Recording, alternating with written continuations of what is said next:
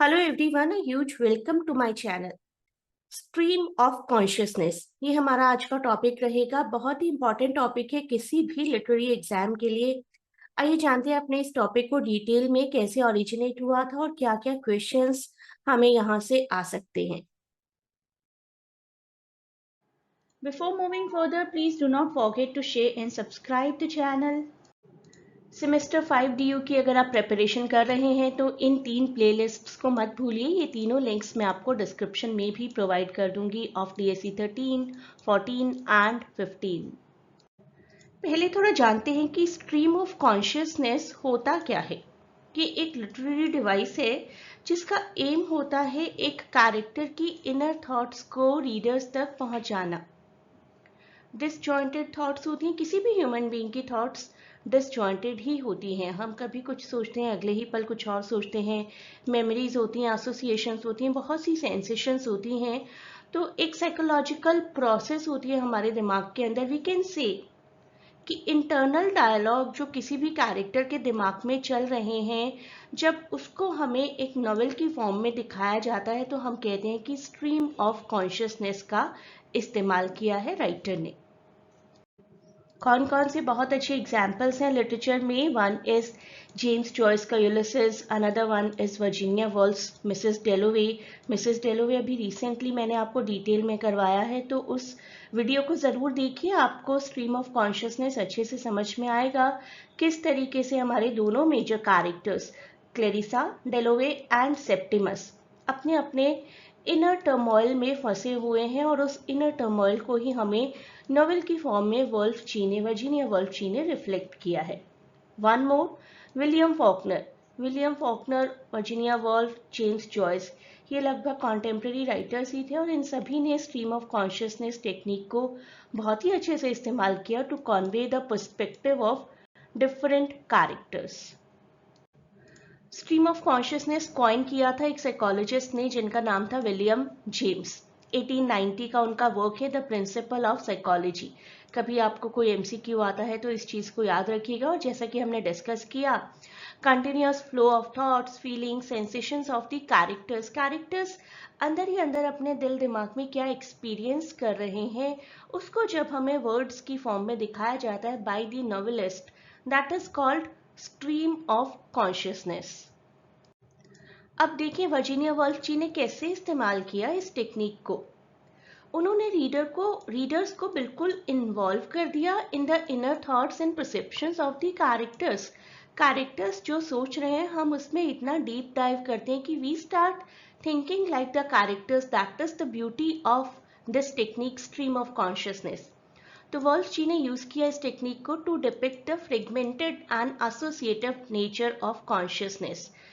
Past, present, memories, experiences किस तरीके से एक दूसरे के साथ मिंगल हो जाते हैं, और फिर भी एक अनइंटरप्टेड फ्लो बना रहता है स्टोरी का। That is the beauty of stream of consciousness. एक एग्जाम्पल देखते हैं मिसेस डेलोवे का, जब उन्हें इवनिंग में एक पार्टी प्लान करनी है। What a day it had been already, rushing from one errand to the next. एक काम के बाद दूसरा काम। The flowers, must not forget the flowers. How lovely they looked in the morning light. Flowers को देखती हैं, पहले सारे कामों के बारे में सोच रही हैं, फिर उनके दिमाग में आता है कि फ्लावर्स नहीं भूलने हैं, फिर उनको लगता है कि फ्लावर्स कितने खूबसूरत लग रहे हैं। फिर Peter Walsh and Peter Walsh, back in town after all these years, memories flooded back, swirling like leaves in storm. तो एक ही दिमाग में एक ही वक्त पर पता नहीं कितनी ही बातें चल रही हैं। तो देखिए, ये आप लिख सकते हैं अपने एग्जाम में किस तरीके से स्ट्रीम ऑफ कॉन्शियसनेस इस्तेमाल किया है। ये फ्रेज भी आप याद रखिए, याद रखना पड़ेगा अगर लिखना है तो। The character's thoughts jump abruptly to the flowers, reminding herself not to forget them. The detail about how they looked in the morning light shows her appreciation for the beauty. बिल्कुल बहुत बिजी है, फिर भी flowers की beauty appreciate कर रहा है उनका दिमाग। Mention of Peter Walsh triggers memories of the significant person from her past, जो कि रिसेंटली लंदन आया है इंडिया से, और वही मेमोरी उनकी ट्रेन ऑफ थॉट को दौड़ाती ही रहती हैं, and it goes between past and present. अब ये देखिए सेप्टिमस के बारे में। अब ये पहले आपको नॉवेल समझना पड़ेगा Mrs डेलोवे।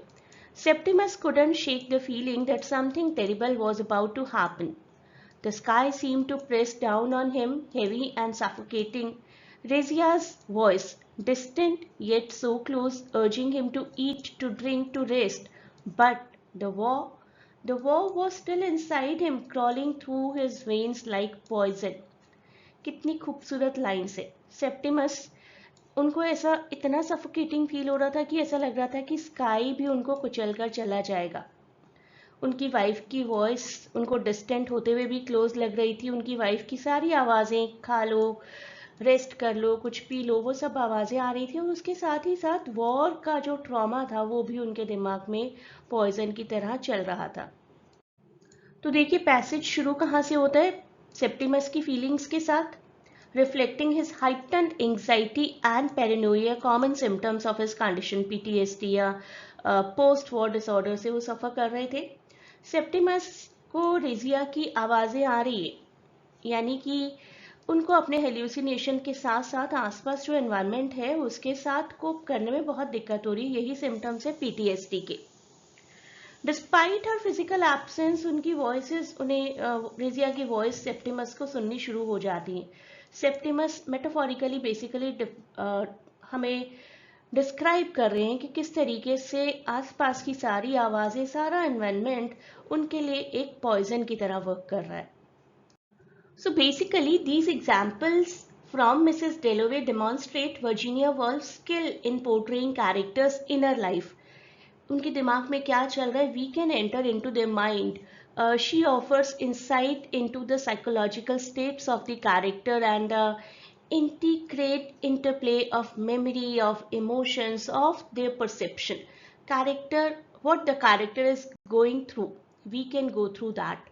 That is the way she describes the inner thoughts of all the characters. Please do not forget to share and subscribe the channel. मैं आपको एक टेलीग्राम लिंक प्रोवाइड करूंगी जिस चैनल को ज्वाइन कर सकते हैं आप. वहां पर वीडियोस के अपडेट प्रोवाइड किए जाएंगे रेगुलरली.